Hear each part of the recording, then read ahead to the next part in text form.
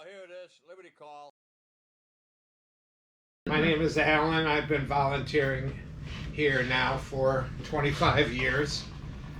I have an interest in history and was very surprised and pleased to see when the ship came to Albany.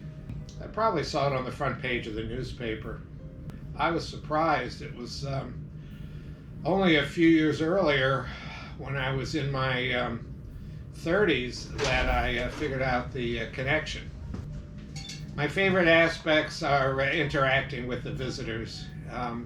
There's people who come from all over the country, all over the world. It's really surprising where they come from to our little town here. And also getting to know the volunteers and staff. There's a lot of camaraderie here. My favorite spot is up on the bow.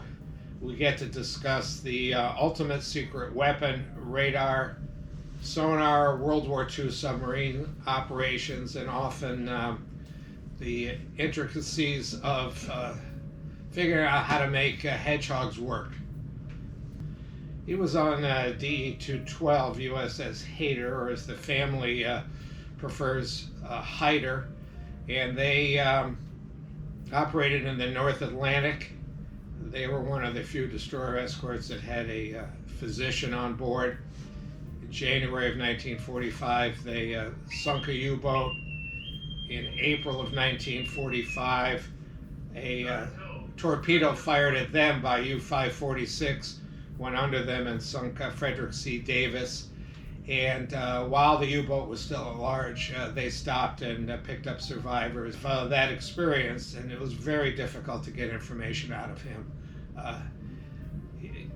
He just wouldn't talk about it. He would not wear a pair of jeans, ever. And it took me till I was an adult to figure out why. It just reminded him too much of the carnage that they had to deal with.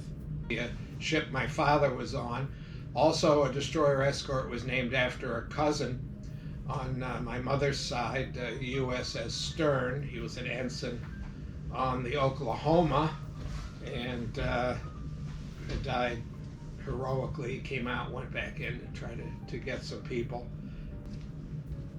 To keep asking questions. The people who come are generally fascinating. It's amazing. I can think of many years ago, I had a father and son from Germany. The boy was 10 years old. Mother stayed home with the baby. Father really didn't speak English, but the boy did. And the boy knew more about U-boat operations in World War II as he's translating the tour for his father, that he could have been a tour guide. It's really fascinating.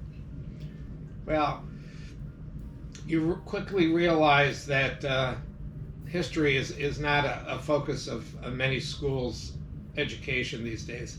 And it's important for people to know and understand history so these things don't happen again.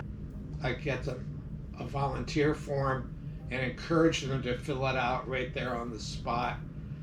I tell them that you don't have to be an expert on anything.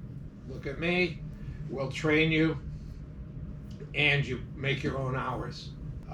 Another thing was, one day we were doing a tour and we were up on the boat deck, and a B-1 bomber came down and buzzed the ship, which is really amazing because you really can't hear them coming. You only hear them after they leave, and that plane had flown in from Kansas, I understand, for the RPI graduation.